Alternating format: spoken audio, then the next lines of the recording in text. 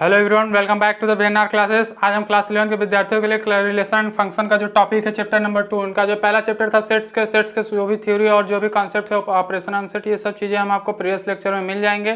तो आज हम आप लोगों के लिए लेकर आए हैं बहुत ही बेहतरीन टॉपिक का रिलेशन एंड फंक्शन। आज का हम लोगों का टॉपिक क्या होने वाला है बच्चों? आज का टॉपिक हम लोगों का होने वाला है रिलेशन एंड फंक्शन, जिसमें हम बहुत सारी बातें हैं, नई नई बातें आपको मिलेंगी जिसको आपको डील करना पड़ेगा। तो इन सब चीज़ों को आज हम लोग डील करेंगे, रिलेशन फंक्शन। तो रिलेशन फंक्शन को हम आज टोटली क्लियर करेंगे। रिलेशन फंक्शन को इसको बेसिक से लेकर चलेंगे कि कैसे रिलेशंस को हम समझेंगे, जानेंगे। इस सब की बातों को भी हम अपने लेक्चर में आगे कंप्लीट करेंगे। तो इसमें जैसे कि बात करें तो आज हम लोगों का पहला टॉपिक क्या है, जैसे कार्टेशियन प्रोडक्ट आपको दिख रहा होगा यहाँ पर, कार्टेशियन प्रोडक्ट एंड रिलेशन की बात की गई है। तो पहले आप लोगों को किस चीज़ को समझना पड़ेगा? आप लोगों को पहले समझना पड़ेगा बच्चों कार्टेशियन प्रोडक्ट। तो कार्टेशियन प्रोडक्ट क्या होता है, कार्टेशियन प्रोडक्ट कैसे लागू किए जाते हैं सेट्स पर? तो कार्टेशियन प्रोडक्ट के लिए जनरली बच्चों हम लोगों को 2 सेट्स चाहिए ही चाहिए।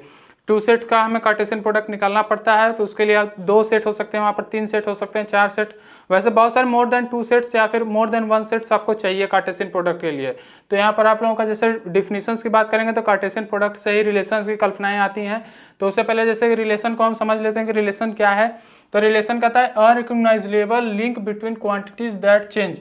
मतलब ये अगर देखा जाए तो रिलेशंस को 1 लाइन में परिभाषित किया जा सकता है। मतलब कॉन्सेप्ट क्या है उसकी बात करेंगे। तो क्या है अनरिकॉग्नाइजेबल लिंक, मतलब क्या है कि एक तरह की कड़ी है बिटवीन क्वांटिटीज। जैसे हम लोग क्या बात करते हैं, जैसे हम लोग करते हैं कि सेट ए से सेट बी में हमारी कुछ वेव मैपिंग कर पा रही हैं, तो उसमें कुछ हम लोग फंक्शन या फिर कुछ रिलेशन के थ्रू हम लोग कहते हैं कि एफ एक्स या फिर रिलेशन आर के थ्रू हमारे सेट ए से सेट बी में मैपिंग हो रही है। तो क्या है, वो जो लिंक है, वो जो बिटवीन मतलब उनके बीच में जो कड़ी है वो क्या है, दोनों क्वांटिटीज को जोड़ रही है, उसको हम क्या कहेंगे, रिलेशंस कहेंगे। तो ये हो गया। उसके बाद इन आवर डेली लाइफ हम लोग क्या देखते हैं, रिलेशंस के कुछ examples, we come across many pattern that characterize relations.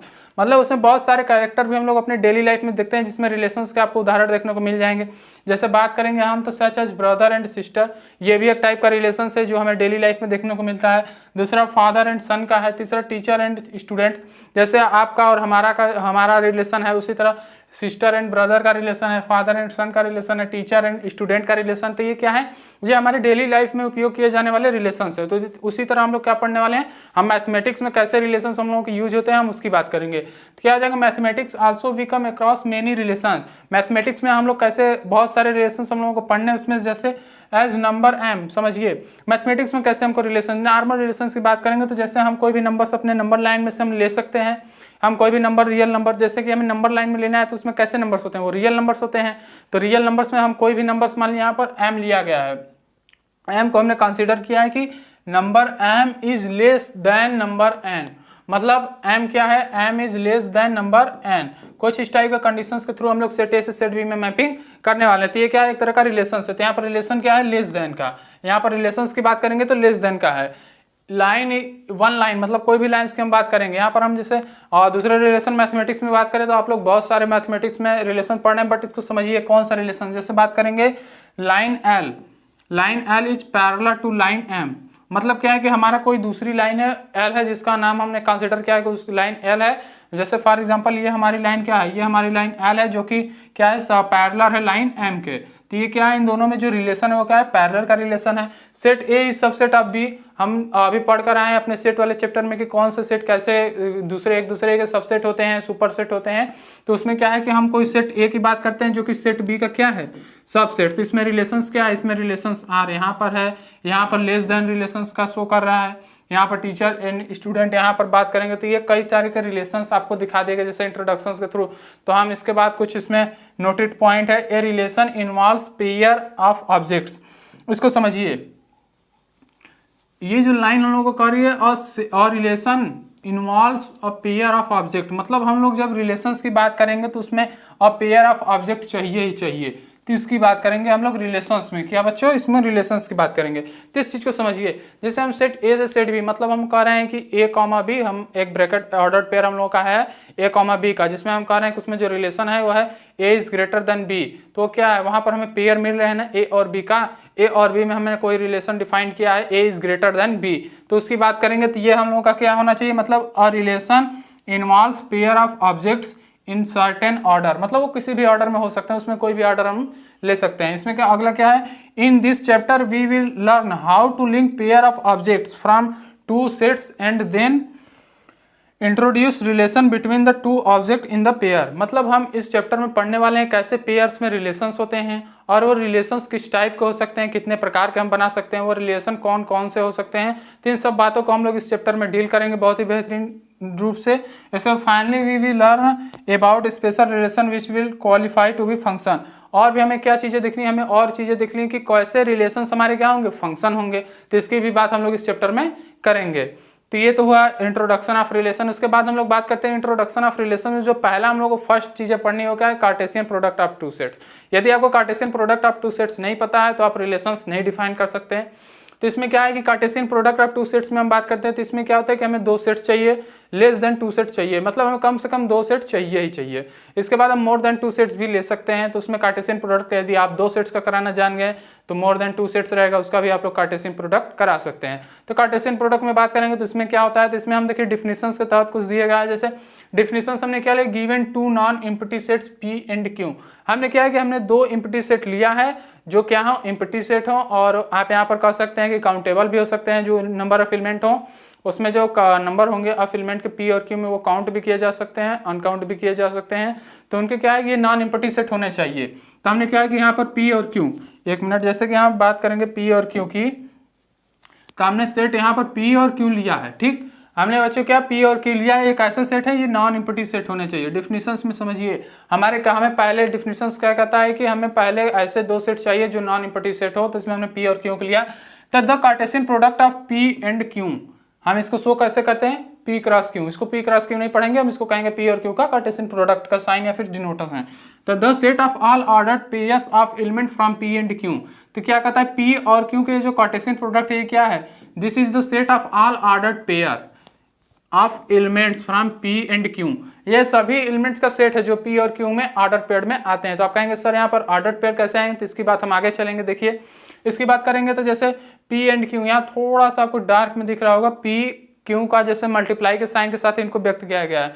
तो इसमें पहले समझिए इसमें कैसे हम कार्टेशियन प्रोडक्ट डिफाइन करेंगे। तो यहाँ पर क्या है, ऑर्डर्ड पेयर को हम लोग ऑलवेज स्मॉल ब्रैकेट में रिप्रेजेंट करते हैं। तो इस चीज को ध्यान दीजिएगा। तो यहाँ पर क्या हो जाएगा हम लोगों का कि मझले ब्रैकेट में पी कॉमा क्यू, ये क्या हमारा कोई ऑर्डर्ड पेयर है, सच दैट कैसे पी जो है, पी हम लोगों का सेट पी से बिलोंग करता है। ये जो पी है, स्मॉल पी है, दैट इज पी सेट से बिलोंग करता है। ध्यान समझिए, पी सेट का एलिमेंट जो है स्मॉल पी है और जो स्मॉल क्यू है वो कैपिटल क्यू, मतलब ये जो हम लोगों ने सेट लिया था क्यू उससे बिलोंग्स कर रहा है। तो इस तरह से हम किसी भी पी और क्यू के कार्टेशियन प्रोडक्ट को इस तरह से हम रिप्रेजेंट कर सकते हैं। ये क्या है, ये सेट बिल्डर फॉर्म में हम कैसे किसी एक कार्टेशियन प्रोडक्ट को रिप्रेजेंट करेंगे बच्चों। तो कार्टेशियन प्रोडक्ट में हम लोग सेट बिल्डर फॉर्म में कैसे किसी एक सेट को रिप्रेजेंट करेंगे, तो उसके लिए हम लोग इसकी बात करेंगे। तो इसको हम थोड़ा सा डार्क लाइन कर देते हैं। इसमें जैसे इसके लिए यदि आपसे क्वेश्चन पूछा जाए कि हम कोई भी कार्टेशियन प्रोडक्ट आपको दिया जा रहा है, आपसे कहा जा रहा है कि आप इसे सेट बिल्डर फॉर्म में रिप्रेजेंट करिए, तो उसके लिए आप लोग कौन सा मेथड या कैसे रिप्रेजेंट करेंगे, वो आपका ये रूल है, ये मेथड है। इस तरह से आप किसी भी सेट को कार्टेशियन प्रोडक्ट को हम सेट बिल्डर फॉर्म में रिप्रेजेंट कर सकते हैं। इसके बाद बात करेंगे हम लोग, इसके बाद बात करने वाले हैं इफ आइदर पी और Q is the null set. यदि पी और क्यू में से कोई भी हमारा कोई नल सेट है, एम्प्टी सेट है, तो फिर हमारा पी और क्यू का कार्टेशियन प्रोडक्ट क्या होगा उस कंडीशन में। तो उस कंडीशन में will also be empty set. उस कंडीशन में हम लोग का क्या होने वाला है, इस लाइन को देखिए, if either P and Q is null set then P और क्यू का कार्टेशियन प्रोडक्ट क्या होगा, एम्प्टी सेट होगा। ध्यान से इसको हम इस तरह से डिनोट कर पाएंगे। ध्यान से देखिए, पी और क्यू का कार्टेशियन प्रोडक्ट क्या होगा, फाई होगा। ऐसा क्यों होगा, क्योंकि पी और क्यू में से कोई भी हमारा एक क्या है, नल सेट है। तो इसके लिए हम लोग बात करेंगे कि दैट इज दिस टाइप। तो ये हो जाएगा, ये कुछ मेथड है हम लोगों का पी और क्यू के लिए। तो इस तरह से इसकी बात करेंगे। तो यहाँ से तो ये तो हो गया कि हम पी और क्यू को कैसे रिप्रेजेंट करेंगे। तो ये तो बात हो गई हम लोगों का पी और क्यू के कार्टेशियन प्रोडक्ट को कैसे हम सेट बिल्डर फॉर्म में रिप्रेजेंट करेंगे, वो ये चीज़ें हो गई। तो इसके बाद हम बात करते हैं कुछ और चीज़ें, जैसे हम लोगों की बात करेंगे। इसके बाद हमने आपको दिख रहा हो कि यहाँ पर और भी बहुत सारी चीज़ें लिखी गई हैं, तो उसको भी हम समझाएंगे आप लोगों को। तो यहाँ पर जैसे कि हम लोगों का हो गया, suppose A is a set of two colours. मतलब क्या है कि हम यहाँ पर कोई भी सेट ले रहे हैं, टू कलर्स का सेट है, जैसे ब्लू और रेड, आप ऐसा कोई भी सेट ले सकते हैं। And B is a set of three object. तो उसके लिए हम लोग क्या करेंगे, ए मान लीजिए हमने ब्लू और रेड को लिया है, ठीक, और बी सेट क्या है हमारा, A B C S, 3 object का सेट है। तो इसमें हम ए और बी का यदि कार्टेशियन प्रोडक्ट कराएंगे तो क्या हो जाए, पहले हम रेट को ले जाएंगे बी के पास, रेट को हम लोग सी से कराएंगे कार्टेशियन प्रोडक्ट, मतलब ऑर्डर्ड पेयर हम लोग का बनेगा, ये 3 ऑर्डर्ड पेयर बनेगा। उसके बाद ब्लू का बनेगा बी से, ब्लू का सी से, एंड ब्लू का एस से ऑर्डर्ड पेयर बनेगा। तो इस तरह से आपको कितने ऑर्डर्ड पेयर देखने को मिल जा रहे हैं, 2 2 4 2 6 ऑर्डर्ड पेयर आपको यहाँ पर देखने को मिल जाए। तो ऐसे आपके क्या मिलेंगे, ऑर्डर्ड पेयर। मतलब कार्टेशियन प्रोडक्ट में आप कैसे कराएंगे 2 सेट्स का, वो मेथड ये है। यदि ये मेथड नहीं समझ में आ रहा है तो एक और मेथड है, उसको भी समझिए। बट उससे पहले कंसीडर द 2 सेट, हमने दूसरा कोई 2 सेट लिया है, A1 A2 B1 B2 B3। तो इसका हम कराएंगे तो A1 का पहले हम B1 से कराएंगे ऑर्डर्ड पेयर, तो ये बनेगा A1 B1, समझिए। उसके बाद B2 से कराएंगे तो A1 B2 बनेगा A1 B3 A1 B4। इसी तरह से हम A2 का भी कराएंगे, A2 B1 A2 B2 A2 B3 and A2 B4। तो ये तो हो गए हमारे Cartesian product of 2 sets. But इसके बाद यदि आपको ये मेथड भी नहीं समझ में आ रहा है तो इसका एक और इजी मेथड है, उसको ध्यान से समझिए। यदि हम उसकी बात करेंगे, उस इसी इजी मेथड की बात करेंगे तो बच्चों उसमें क्या हो जाएगा, उसमें आप लोगों का वेरी इजली आप कह सकते हैं यहाँ पर, आप वेरी इजली उस मेथड को, ये मेथड यदि आपको नहीं समझ में आ रहा है तो कोई बात नहीं, कोई टेंशन वाली बात नहीं है, आप उस मेथड के जरिए भी समझ सकते हैं। फॉर एग्जांपल जैसे कि हम ले लें, हमने जो बी का सेट लिया उसमें कौन कौन से एलिमेंट हैं, 1 2 एंड 3। ये हमारे 3 एलिमेंट सेट बी में है, एंड सेट ए में हम लोगों का एक्स है एंड वाई है एंड जेड है। तो हम करेंगे क्या, जैसे कि हम लोग क्या, ये एक्स को हम कुछ इस तरह से लाइन में डॉटेड कर सकते हैं, y को भी आप ऐसे एक लाइन ले लीजिए, ये भी ऐसे, इसको एक लाइन के थ्रू रिप्रेजेंट कर दीजिए। और ये क्या हो जाएगा, a को आप कुछ इस टाइप से लेकर आइए, 2 को भी इस तरह से लेकर आइए एंड 3 को भी लेकर आइए। तो यहाँ पर ध्यान से देखेंगे तो यहाँ पर क्या कुछ बन रहा है, यहाँ पर आपको कुछ 9 पॉइंट्स मिलेंगे बच्चों।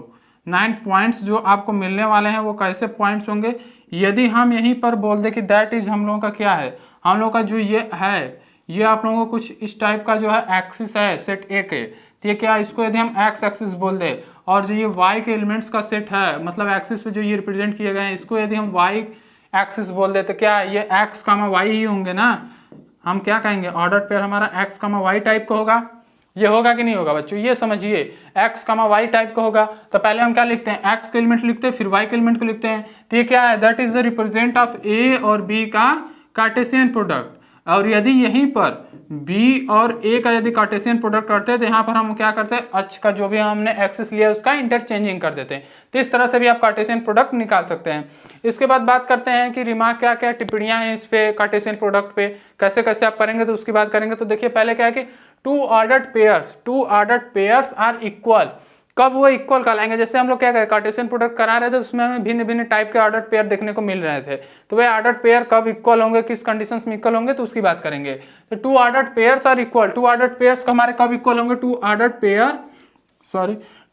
Pair will be equal, 2 ordered pair are equal. ये कब होंगे, जब इफ एंड ओनली, ऐसा कंडीशन हमें कब मिलेगा, if and only if the corresponding first element are equal and the second element are also equal. Only और ओनली क्या हो, हमने जो ऑर्डर पेयर लिया, फॉर एग्जांपल समझिए, जैसे हमने क्या a कामा b लिया है, ठीक, और हम 5 कामा 6 लिए हैं। तो यहाँ पर ये दोनों ऑर्डर पेयर किस कंडीशन में इक्वल हो गए, वैसे तो हमने इक्वल लिखा है, बट इसको इक्वल होने के लिए क्या होना चाहिए, a इज इक्वल टू 5 हो and b is equal to 6 हो। तो फिर हम कहेंगे कि हम लोगों का दिस इज कंडीशन ट्रू, मतलब a और b क्या, 5 और 6, दैट इज ऑर्डर्ड पेयर क्या, दोनों ऑर्डर्ड पेयर इक्वल है। तो इक्वल होने के लिए ऑर्डर्ड पेयर का ये कंडीशंस होता है। इसके बाद सेकंड की बात करते हैं, if there are p element in a, हमने जो सेट a लिया उसमें p एलिमेंट है, number of element cardinal number जो है सेट a का वो क्या है, p है। इसी तरह से q element of set b, cardinal number है जो भी सेट b का वो क्या है बच्चों, q है। ध्यान से समझिए, तो हम कहेंगे then there will be p q elements in a cross b। मतलब हम यदि यहीं पर निकालें a और b के कार्टेशियन प्रोडक्ट का कार्डिनल नंबर, मतलब कितने ऑर्डर्ड पेयर हमें मिलेंगे a और b के, तो उसकी बात करेंगे तो p और q का हम मल्टीप्लाई करा देंगे। तो ये तो हो जाएगा कि number of element in Cartesian product of p q। तो ये तो हो गया आपके मेथड सेकंड जो हम लोग का टॉपिक्स करना चाहता है, तो वो तो ये हो गया। हम थर्ड को समझते हैं। थर्ड हमारा क्या कहता है, if a and b are non empty sets and either a और b is an infinite set then so is A cross B, मतलब इस कंडीशन में हम लोग ए और बी का कार्टेशियन प्रोडक्ट निकाल रहे थे। ये तीसरा पॉइंट हमारा इस बात में कहता है कि हम ए और बी का कार्टेशियन प्रोडक्ट हम निकालेंगे, तो वही कंडीशन है। उसके बाद थर्ड में हम बात करेंगे ए, मतलब ए को 3 बार कार्टेशियन प्रोडक्ट के फॉर्म में लिया गया है, तो इस तरह से लिया गया है, तो इसको कहता है कि A B C such that A B C belongs A. ये क्या है, यदि आपको 3 सेट्स दे दिए जाएं, उसके कार्टेशियन प्रोडक्ट की बात किया जाए तो उसको हम सेट बिल्डर फॉर्म में इस टाइप से डिनोट करेंगे। Here A B C is called an ordered pair triplet. इस कंडीशन में हम कहेंगे ए बी सी जो हम लोग का ऑर्डर्ड पेयर मिला है वो क्या है, ऑर्डर्ड ट्रिपलेट। तो इस चीज को ध्यान दीजिए, ऑर्डर ट्रिपलेट क्या होता है बच्चों, ये आपको नया टर्म्स मिला होगा, इसको एनसीईआरटी मेंशन किया गया, तो ऑर्डर ट्रिपलेट को समझिए वो क्या है। उसके बाद हम लोग इसके नेक्स्ट पे चलते हैं। तो जैसे कि हम लोग एग्जांपल, अभी हम लोग रिमार्क कुछ टिप्पणियां पढ़कर आए हैं, तो इसके बाद हम लोग क्या करेंगे, हम एग्जांपल्स को देखते हैं। एग्जांपल्स के थ्रू वो क्या हमने जो भी टिप्पणियां पढ़ी हो क्या हमारी राइट है कि नहीं है, तो उसमें हम कुछ एग्जांपल्स करेंगे कि वो कैसे फॉलो करती है, कैसे लॉज हैं, तो उन सब चीज़ों की बात अभी करेंगे। तो इसमें एग्जांपल्स हमने लिया है, देखिए ध्यान से। एग्जांपल नंबर 1 हमने क्या किया है कि x + y = 3, 1। ऐसे कुछ कंडीशन है, तो इसमें आपको पूछा कि find the value of x and find the value of y। तो इसके लिए आप लोग क्या करेंगे, आप लोगों ने हमने बताया था कि तभी ऑर्डर पेयर इक्वल हो सकते हैं जब उनके एलिमेंट्स इक्वल हो। तो यहाँ पर हम क्या कहेंगे, हम यहाँ पर देख रहे हैं हम लोगों का कंडीशन जो दिया गया है बच्चों, वो क्या है, y - 2 = 3, 1। कुछ इस टाइप का कंडीशन है कि नहीं है। तो हमने कहा था कि इसके जब एलिमेंट्स इक्वल, इसका मतलब है x + y = 3 हो एंड y - 2 = 1 हो, कुछ इस टाइप का। तो x = 2 मिलेगा हमें एंड y = 3 मिलेगा। तो हम कहेंगे कि x और y की वैल्यू आप कितनी इजीली निकाल सकते हैं। इस मेथड के थ्रू आप क्या करेंगे, x और y की वैल्यू वेरी इजीली फाइंड कर सकते हैं। तो इस मेथड को समझिए कि यदि ऑर्डर्ड पेयर इक्वल है तो उसमें x और y की वैल्यू हम कैसे फाइंड करेंगे। तो उसके लिए आप लोग क्या करेंगे, उसके लिए सर्वप्रथम हम लोग क्या करेंगे कि पहले जो हम लोग का ऑर्डर्ड पेयर है, जैसे इसमें था x + 1 y - 2 का ऑर्डर्ड पेयर इक्वल है 3, 1 के लिए, तो x को x के इक्वल दिखाएंगे और y को y के इक्वल दिखाएंगे। इसका मतलब जैसे आपको ऑर्डर्ड पेयर x1, x2 कुछ इस टाइप का दिया हो और इसको कहा हो कि y1, y2 के इक्वल है। हमें नहीं पता x और y क्या है, बट दिया कि ऑर्डर पेयर इक्वल है, तो इसमें हम लोगों को क्या दिखाना पड़ेगा, x1 = y1 हो एंड x2 = y2 हो। तो फिर इस तरह से हमें यहाँ इस कंडीशंस का यूज करके हम x और y की वैल्यू वेरी इजीली फाइंड कर सकते हैं। इसके बाद हम लोग आ जाते हैं नेक्स्ट में, कहता है कि p = ABC। p = क्या है हम लोगों का बच्चों, ABC। तो हम सेट p को लिख लेते हैं। सेट p हम लोग का क्या है, a b एंड c। ध्यान से समझिए। एंड q सेट क्या है बच्चों, हम लोग का q सेट है केवल उसमें जो है वो एकल समुच्चय है, क्या सिंगलेटन सेट है। इसमें क्या केवल r एलिमेंट है। तो कहता है कि फ्रॉम द सेट p और q के क्रॉस प्रोडक्ट, p और q का क्रॉस प्रोडक्ट मतलब Cartesian product and q and p का कार्टेशियन प्रोडक्ट निकालें। तो इस पर कहता है आर दिस 2 प्रोडक्ट इक्वल। तो क्या ये दोनों प्रोडक्ट जो भी हम लोग निकाले कार्टेशियन प्रोडक्ट इन दोनों सेट्स का, क्या वो इक्वल आते हैं, तो इसकी बात करेंगे। तो इसके लिए हम लोगों ने सिंपल सा मेथड पढ़ के आया है। क्या मेथड पढ़ के आया है, ए को पहले हम आर से कराएंगे कार्टेशियन प्रोडक्ट, तो हम लोग को पहला ऑर्डर पेयर मिलेगा ए, आर, कुछ इस टाइप का मिलेगा बच्चों। तो हम क्या करेंगे, इसके बीच में हम लोग कामा लगाएंगे एक छोटा सा। फिर उसके बाद यहाँ पर और कोई एलिमेंट्स नहीं है तो ए की कोई बात नहीं। अब बी का हम ऑर्डर पेयर निकालेंगे, ध्यान से समझिए। बी को हम आर ऐसे लिखेंगे दोनों के बीच में कामा लगा के, और उसके बाद सी का हम ऑर्डर पेयर आर से कराएंगे। तो ये क्या हो जाएगा, सी आर, कुछ इस टाइप का। तो ये हो गया हम लोगों का ऑर्डर्ड पेयर, किसका, P और Q के क्रॉस प्रोडक्ट। बट ध्यान दीजिए यहीं पर जस्ट अपोजिट Q और P का कार्टेशियन प्रोडक्ट आपको निकालना है। तो पहले आप किसको वरीयता देंगे, Q के एलिमेंट्स को। तो Q के एलिमेंट्स को उठाइए, R है, R को आप लेकर आइए A के पास, इस तरह से आपको एक मिलेगा। इसी तरह R, B मिलने वाला है बच्चों, और R, C मिलने वाला है। तो इस तरह से आपको क्या मिले, इस तरह से आपके 2 सेट्स मिल गए हैं जिसमें कार्टेशियन प्रोडक्ट मिल गए हैं दोनों। यदि हम इसको, चलिए ठीक है, तो यहाँ पर क्या आप देख रहे हैं, ध्यान से देखिए, P और Q का Cartesian product is equal to Q = क्या ये दोनों कभी इक्वल है, नहीं इक्वल है। ध्यान से देखेंगे तो नहीं इक्वल है, बिकॉज हम लोग जानते हैं कि ऑर्डर्ड पेयर जो है AR = not equal to RA। क्या ये दोनों इक्वल होंगे ऑर्डर्ड पेयर, कभी नहीं इक्वल होंगे ये ऑर्डर्ड पेयर। जब ये ऑर्डर्ड पेयर ही आपस में इक्वल नहीं है तो ये टोटल सेट कैसे इक्वल हो जाएगा। तो इस तरह से आप कहेंगे कि यहाँ पर ऑर्डर्ड पेयर नहीं इक्वल होने की वजह से P और Q का कार्टेशियन प्रोडक्ट और Q और P का कार्टेशियन प्रोडक्ट आपस में इक्वल नहीं है। सिंपल सी मेथड। इसके बाद हम लोग अपने नेक्स्ट पे चलते हैं। नेक्स्ट क्या कहता है, if R is the set of all real number. हम लोग जानते हैं कि रियल नंबर का जो भी सेट होता है, रियल नंबर के सेट को हम लोग किस तरह से रिप्रेजेंट करते हैं बच्चों, कैपिटल R के थ्रू। हम कैपिटल R लेकर रियल नंबर के सेट को रिप्रेजेंट करते हैं। सिंपल सी बात। इसमें क्या कहता है अगला question, what do the Cartesian product R। मतलब क्या है कि कार्टेशियन प्रोडक्ट आपको निकालना है, R क्रॉस R, कुछ इस टाइप का।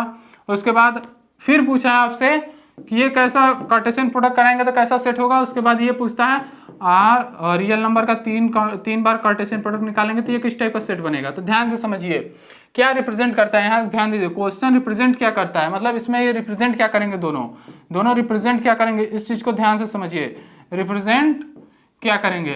तो ये क्वेश्चंस को आप यहाँ समझिए, यहाँ पर नॉर्मल बच्चे रियल नंबर का रियल नंबर कार्टेशियन प्रोडक्ट आपको नहीं निकालना है, रियल नंबर से रियल नंबर का यदि हम कार्टेशियन प्रोडक्ट कराएंगे तो वहां पर हमें कैसा सेट्स मिलेगा उसकी बात करनी है।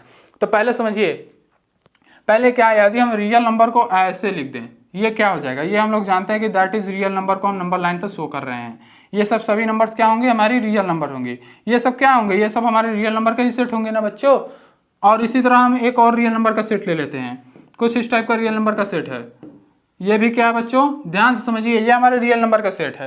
कह रहा है इसके कार्टेशियन प्रोडक्ट को कराना है।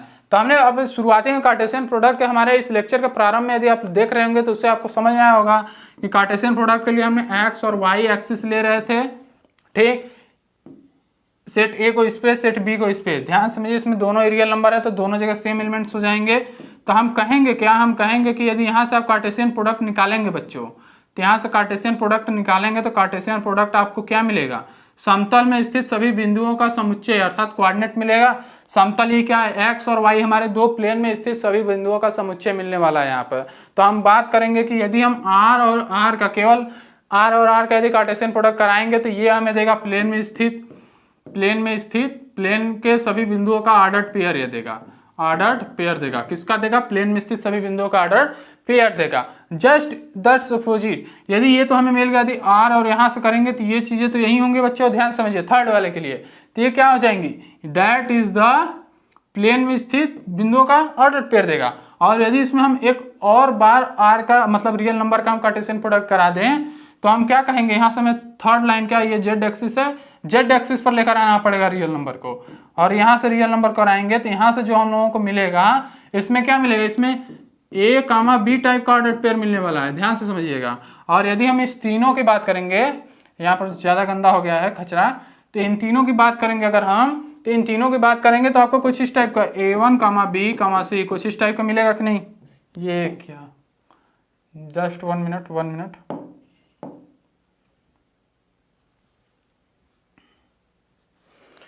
ध्यान समझिए, ए कामा बी कामा सी कुछ इस टाइप का आपको मिलेगा कि नहीं ऑर्डर्ड पेयर, तो कुछ इस टाइप का मिलेगा ए कामा बी कामा सी बच्चों।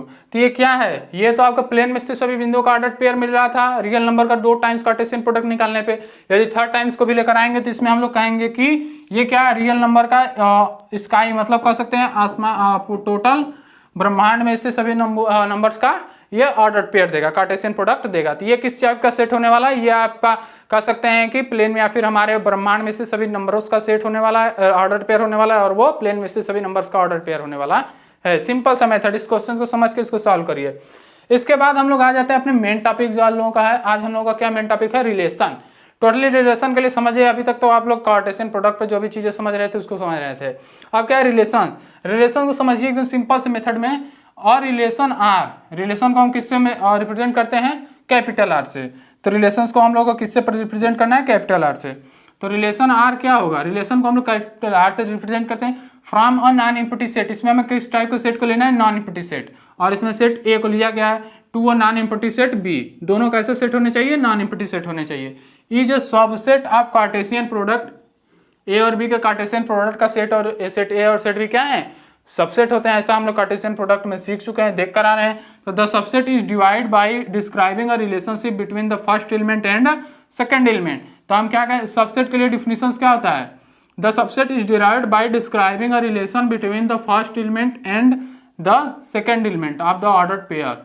तो हम क्या कहेंगे कि ए और बी के यदि हम क्या कराएं, ए और बी के यदि हम कार्टेशियन प्रोडक्ट की बात करेंगे तो उसमें यदि हम जो भी बात कर रहे हैं रिलेशन ए और सेट ए के सेट बी के जो भी एलिमेंट्स उसमें जो भी रिलेशंस हैं उसमें ए और बी के सबसेट क्या एलिमेंट्स क्या हैं, उसमें ए और बी के जो भी एलिमेंट्स हमको मिल रहे हैं वो किसी न किसी रिलेशन के थ्रू बिलोंग्स कर रहे हैं एक दूसरे से, तो उसकी बात कर रहा है।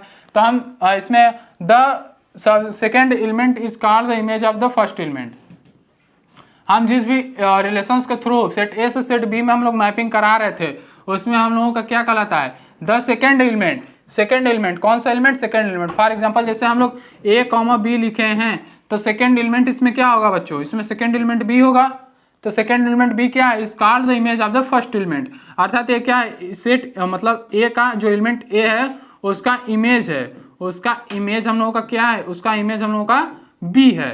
तो इसकी बात करेंगे तो सेट ए और order pair A comma B में, order pair A comma B में second element B is the image of first element A, इसकी बात करता है। इसके बाद बात करते हैं डिफिनीशन आ जाते हैं। डिफिनीशन ये भी था, इसका सेकंड डिफिनीशन क्या है, the set of all first element of the order pair. Order pair के फर्स्ट एलिमेंट, मान लीजिए ये हम लोग का है ऑर्डर पेयर का फर्स्ट एलिमेंट। फर्स्ट एलिमेंट कुछ इस टाइप का है, इसमें कहता है कि इन अ रिलेशन आर, मान लीजिए यहाँ पर हमने कोई रिलेशन आर लगाया है।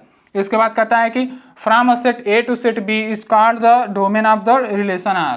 तो इसमें क्या हो जाएगा, जिस हम क्या कर रहे हैं दैट इज द डोमेन।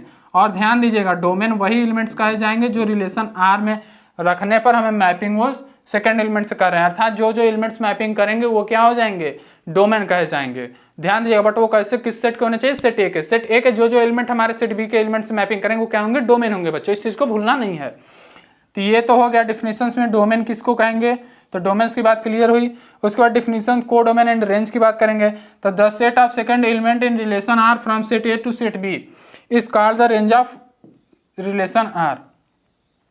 मतलब किसी भी रिलेशंस के रेंज की बात करेंगे तो रेंज में कौन से एलिमेंट आ जाएंगे, सेट बी के एलिमेंट आ जाएंगे। पहला हम रेंज की बात करेंगे तो उसमें बच्चों हम लोग को किसके एलिमेंट्स को लेना है, हमें सेट बी के एलिमेंट्स को लेना है। कौन से एलिमेंट्स लेना है, जो सेट ए के एलिमेंट से मैपिंग कर रहे हैं तो क्या होंगे, रेंज कहे जाएंगे।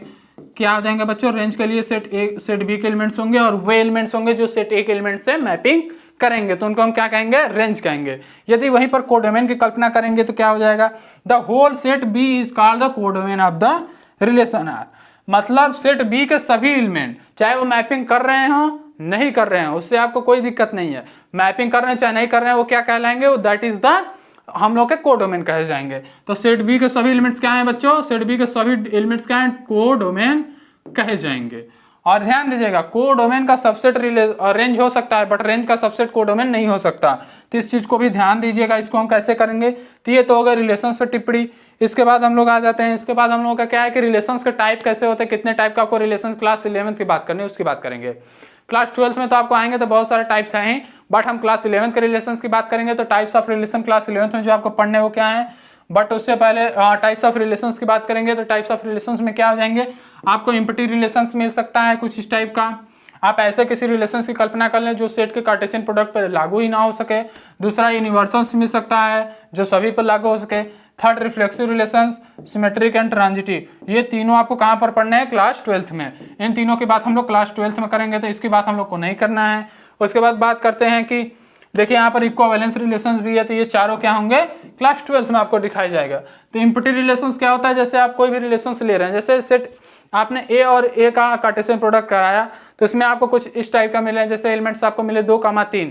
जैसे आपने ऑर्डर पेयर यहाँ पर मान लीजिए केवल 2,3 ही मिले, एकल समुच्चय है सेट ए 2 का और सेट बी 3 का, तो यहाँ पर आपको ऑर्डर पेयर 2,3 मिले। आपने यहाँ पर रिलेशंस लगा दिया है कि जो हम लोगों का ए है, मतलब आपने रिलेशंस लगाया गया है कि A square is equal to B.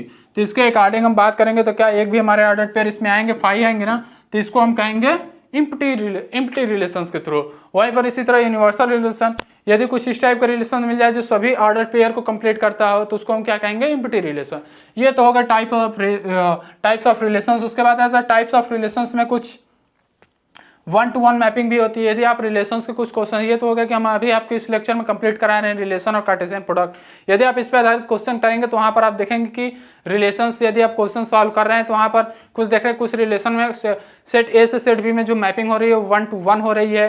तो पहला हम लोग का क्या टाइप लिख सकते हैं, 1-to-1 mapping, many-to-1 mapping, 1-to-many mapping, many-to-many mapping. मतलब सेट ए के बहुत सारे एलिमेंट बहुत सारे सेट बी के एलिमेंट से मैपिंग कर रहे हैं। जैसे यहाँ पर देख रहे हैं कुछ, यहाँ पर क्या है, यहाँ पर many 1 से मैपिंग कर रहे हैं, मतलब many-to-1 मैपिंग रिलेशन है। यहाँ पर 1 से रिलेट कर रहे हैं तो ये क्या है, 1-to-1 रिलेशन है। ये क्या है, 1-to-many है, मतलब केवल एक सिंगल एलिमेंट बहुत सारे सिंगल सेट बी के एलिमेंट से मैपिंग कर रहा है तो ये क्या होगा, 1-to-many हो गया। many-to-many मतलब क्या है कि सेट एक ही एलिमेंट बहुत सारे एलिमेंट्स, मतलब जो भी एलिमेंट्स है वो सभी बहुत सारे एलिमेंट्स से मैपिंग कर रहा है तो many-to-many मैपिंग हो गया। तो ये तो हो गया टाइप्स ऑफ रिलेशंस की बातें।